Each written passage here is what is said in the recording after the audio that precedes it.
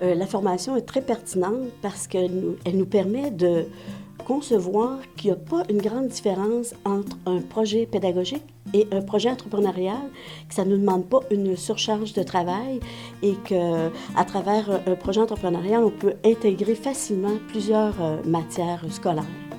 La formation m'a permis d'exploiter au maximum un projet entrepreneurial pour ne pas oublier, parce que, veux pas, on commence un projet, on est aussi emballé que les enfants, donc on a le goût d'aller à l'essentiel puis d'aller le plus rapidement possible, mais là, pour ne pas rien oublier puis voir vraiment tous les points, toutes les compétences qu'on pourrait avoir avec les enfants. La formation en entrepreneuriat m'a permis aussi d'avoir un réseautage au niveau des personnes ressources autour de moi et des autres professeurs avec qui on peut s'échanger des idées et la structure pour faire nos projets.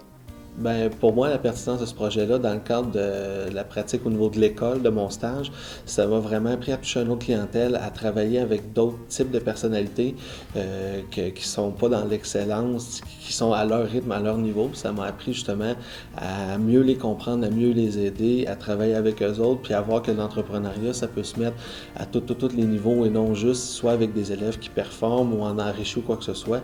C'est certain que en prenant conscience de l'importance de développer très tôt les petits aux valeurs entrepreneuriales et les retombées futures aussi. Ça me donnait comme encore plus le goût d'entreprendre avec eux et aussi de vulgariser les valeurs entrepreneuriales, les mettre à leur niveau pour qu'ils soient conscients que lorsqu'il y a une valeur qui est véhiculée ou manifestée dans la classe, qu'ils sachent au moins ce que ça veut dire.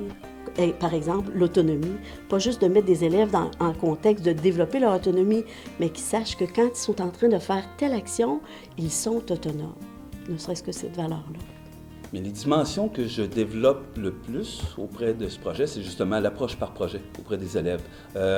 Comment on met en marche un projet, comment on intègre les élèves auprès de ce projet-là, de toujours ramener aussi à certaines caractéristiques entrepreneuriales. Ça met du concret un peu et ça nous permet aussi d'explorer un peu plus leurs intérêts, leurs valeurs, leurs aptitudes par rapport au monde du travail.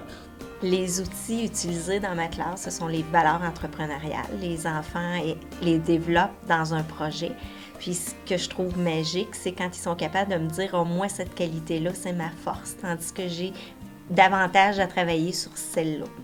Puis aussi, un projet entrepreneurial me permet d'utiliser les ressources extérieures. Ce que j'entends par là, c'est par exemple un entrepreneur dans le quartier ou même de l'extérieur qui va être prêt à venir dans ma classe pour parler de son métier à un enfant. Donc, c'est plus enrichissant pour eux que moi, si je fais des recherches ou eux font des recherches, c'est vraiment du vécu directement. Suite à la formation, il y a des outils qui étaient plus pertinents pour travailler avec les petits, dont les qualités entrepreneuriales. Un autre outil qui a été très intéressant, puis en tout cas que je prends beaucoup dans ma pratique, c'est l'entrepreneur. Inviter un entrepreneur dans la classe. Alors des fois, ça peut être des parents d'enfants, mais c'est toute la signifiance, puis les enfants voient leurs parents différemment, les enfants changent aussi. Alors c'est quelque chose que j'utilise beaucoup aussi quand je fais un projet entrepreneurial.